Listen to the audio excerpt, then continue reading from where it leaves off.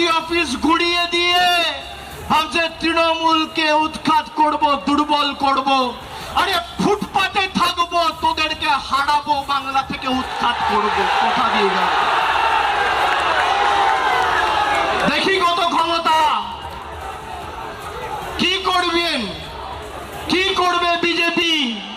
জেলে রাখবে, মিথ্যা মামলায় ঢোকাবে, ঢোকাও, তাও বশ্যতা স্বীকার করব না। মেরুদণ্ডটা ফোর্সের নয়। বলছি ময়ূকদা ওয়ার্ডটা দাবি কথা বলেছে, ও বলেছে আমি দরকার হলে ফুটপাতে থাকবো। আরে ভাই, তুই ফুটপাতিয়া নেতা, তুই ফুটপাতেই থাকবি, কিন্তু ব্যাপারটা হচ্ছে তোর যা নেচার, তুই ফুটপাতেও যদি যাস না, ফুটপাতে যে গরিব লোকগুলো থাকে তাদের থেকেও চাদর কম্বল চুরি করবি, কারণ চুরি করাটাই তোর অকাজ, আর চুরি তুই করে যাচ্ছিস।